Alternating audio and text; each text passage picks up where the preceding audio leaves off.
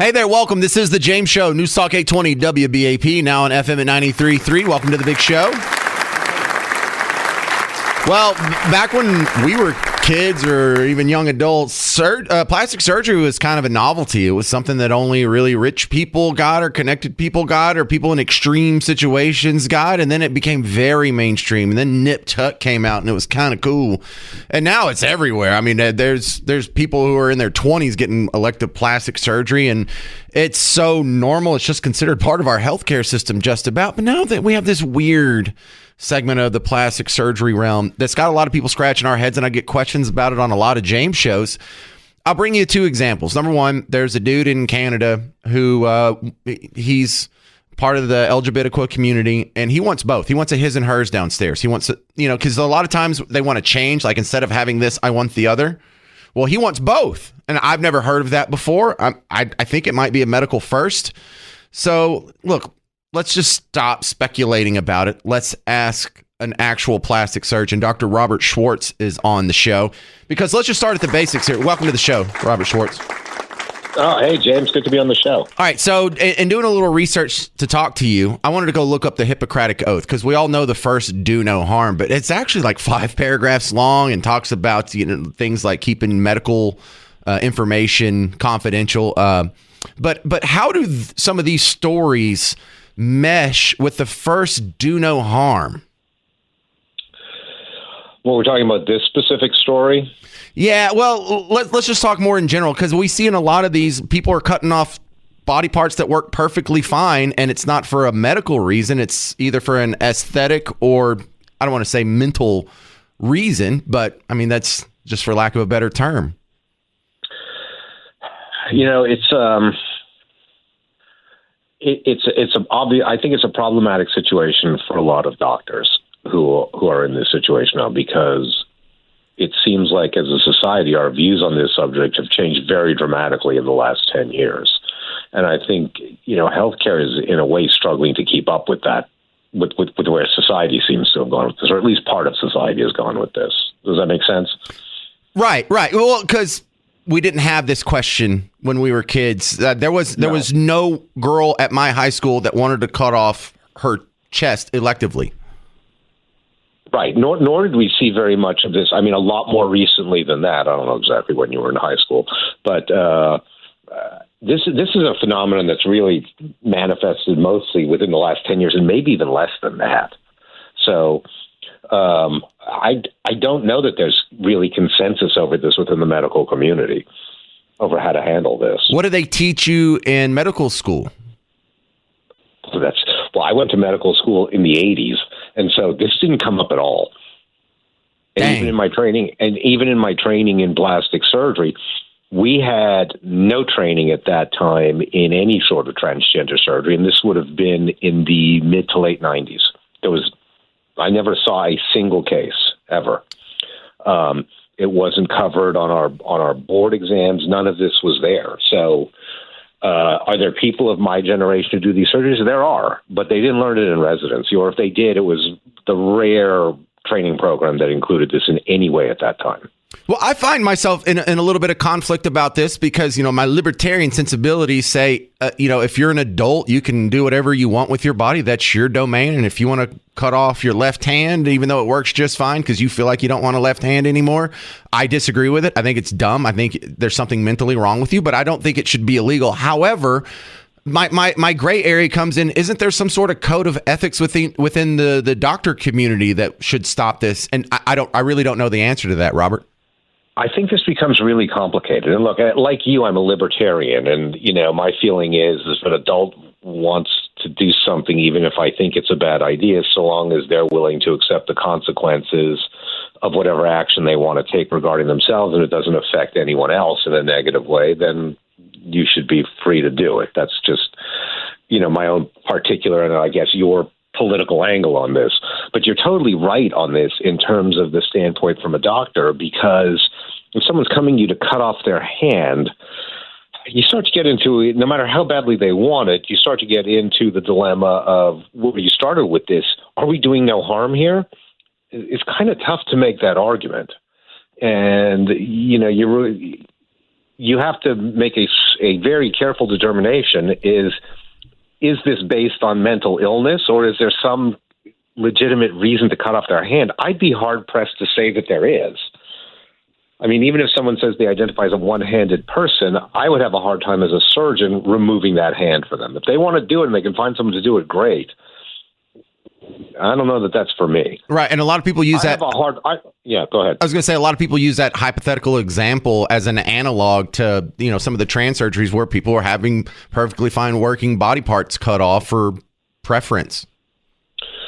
Well, I would look at it the opposite way, is that if we deem it acceptable to cut off functioning genitals and remove them, you have to. It logically extends to the argument you can cut off a functioning leg as well. I know that's where it gets weird. This becomes I'll cut out an eye, or it just becomes it's not even a slippery slope. It's all one and the same at this point. Hey there, welcome to the James Show, News Talk 820 WBAP, now on FM at 93.3. We're talking about a difficult conversation here, because I think a lot of us agree that if you have a kid and you're doing something that sterilizes them for life and it's something that can't be undone, it's definitely unethical. But I found a weird one that has me asking question marks. Double mastectomies, even for younger kids. Now, technically, this doesn't meet my definition of sterilizing anyone, and it's something that can be kind of undone. You won't ever be able to lactate, but I guess you could go back and have implants put in. But since I have all these question marks around it, I'm bringing in help. Dr. Robert Schwartz, rsplastic.com. He's a local plastic surgeon, does fantastic work. But can a double mastectomy be undone? I don't even know the answer to that somewhat simple question. Not completely, no.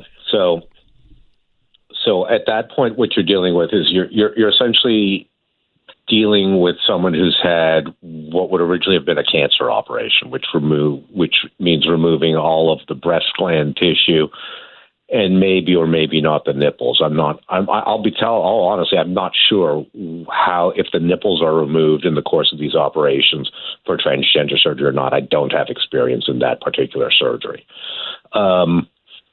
So you can rebuild sort of the mass of the breast in a lot of different ways. The simplest way is to put in an implant. And even when the nipples are missing, you can sort of recreate a nipple in that you can make sort of a bump there, although usually not a particularly prominent one. And you can tattoo in the coloring. So it's a reasonable simulation, and reconstructed breasts can look pretty impressive, but it's not going to be a functional breast. So it's not going to have, the nipple's not going to have sensation. You're not going to be able to breastfeed. So you can sort of, to some degree, reconstruct a breast, but you can't really fully recreate the breast. Right. And that puts it in a gray area for me, because look, like if you're an adult, you want to do it, fine. If you're a 17-year-old that's saying, I'm going to commit suicide if you don't do this to me, I can see how a parent would be sympathetic and want to try it, because it's something that, although it won't be a functioning breast, it can, if they change their mind and they reconcile with their gender, they can at least socially, publicly speaking, look normal again. Well, I can give you sort of some basic concepts that we look at in cosmetic surgery and sort of evaluating these kind of things, particularly on teenagers. Please do. So for the most part, for the vast majority of cosmetic surgeries, my personal practice and that of most plastic surgeons for cosmetic surgeries is that we don't do them on anyone who's too young to sign their own consents, meaning 18 and over. So I've had parents bring teenage daughters in to see me for breast implants, and I just won't do it. I feel like these are operations that the person themselves needs to be old enough to give their own consent for it. Yeah, I found that weird too. I heard about a 17-year-old girl getting that done, and I thought, isn't that illegal? It's not illegal, but I wouldn't do it, and most plastic surgeons I know wouldn't do it. I literally had this situation happen, this is probably 10 years ago, and I was operating at a surgery center, and I had scheduled a patient for surgery, and what had happened was they'd used a fake ID. The mom had brought her, had come in with her at the consultation. They'd used a fake ID, and We were scheduled for surgery on the day of surgery, and the nurse came and said, "How do you want to handle these consents?" Because apparently they had slipped up and admitted that the girl was 16. Oh my God! Who are these parents that want to make their child a sexual object so bad? You don't have to answer that. It's a hypothetical. I wouldn't have an answer for that. It's certainly not mom of the year on this one. So, well, where's dad? Hey, can you make my 16-year-old daughter an object of lust as soon as possible? I don't recall a dad ever saying that.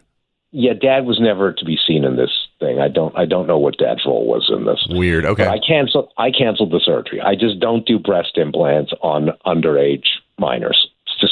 I'm just not going to do that. Now, are there exceptions to this? Yeah, there are some exceptions. Ear pinning surgery is a cosmetic surgery that you can do on kids really as young as about 6. And there is some value in that. Ear pinning, these are the people that have like Dumbo ears and you lay them back? Yeah, they have really prominent ears and you basically pull them, you suture them back against their head. So the argument for that is that the ear is 85% of its final adult size by the time you're 6. You're not going to really change anything. And you sometimes spare these kids years and years of being teased and picked on. So there's some definite benefit to that. The other exception is sometimes breast reductions for girls whose breasts have gotten so large as teenagers, and it happens where they can't participate in sports. They're in pain all the time. There's a legitimate argument for that. You still try to wait if you can, but there's a legitimate argument for doing that.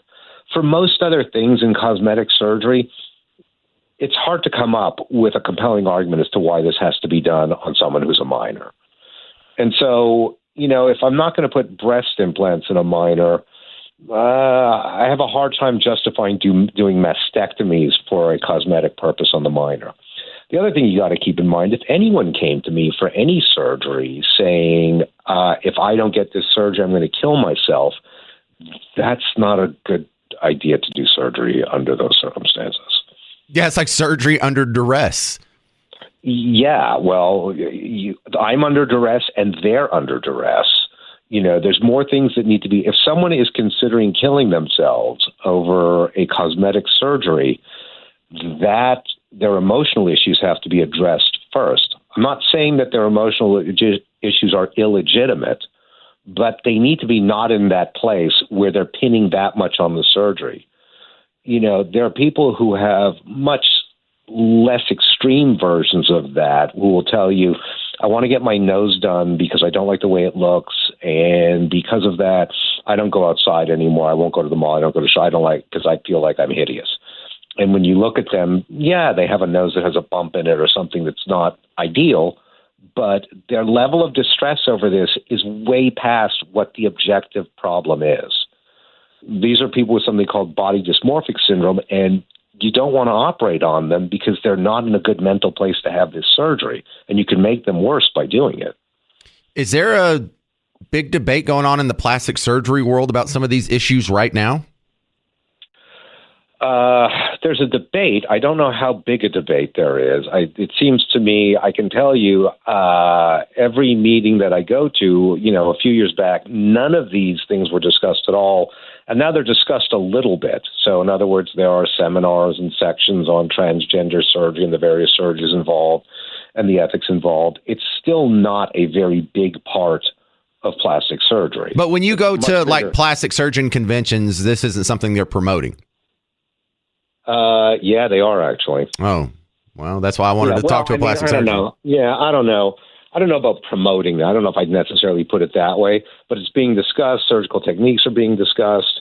I've seen seminars on how to market to these patients, all that sort of thing. So I guess it is promoting. So I don't know, there's, for some people, there's a business aspect to this, I guess, but it was something that I can tell you, to whatever extent, is still a small part of plastic surgery and even of cosmetic surgery, but it's a much bigger component of it than it was even a few years ago, where it was, you'd never hear anything about it. There'd be like a handful of talks about it, and now it's being discussed much more frequently. All right, Dr. Robert Schwartz, if there's a woman listening right now and she's thinking about getting implants, or my wife is talking about getting them to look like they did 20 years ago, what does that look like? How do they get that process started? Simplest thing is you can just go to my website, which is my initials, Robert Schwartz, rsplastic.com. And what would you... Phone numbers on there. You can schedule a consultation, and we'd start with a consultation where we sit down with you for about an hour and go through what the issues are, and I give you a detailed explanation of what the surgery would be involved, and we go from there. Well, what would you say to my wife, who is, like I said, she wants them to just look like they did when we met, but if I say, hey, if you wait 10 years, you'll probably need it even worse, so why don't you just wait? When's the right time to have that? Is it called a lift? Yeah, if she's looking to raise them up because they've sagged, it's a lift, and sometimes it's implants too, like to restore a little bit of the fullness, particularly in the upper part of the breast that tends to sort of deflate with pregnancies and breastfeeding. That's exactly how she sounds right now. Yeah. Yeah. So my answer to that is, yeah, in some sense, yeah, we're all just getting worse. The problem with waiting 10 years is that's 10 years that you're not going to like the way you look. So true.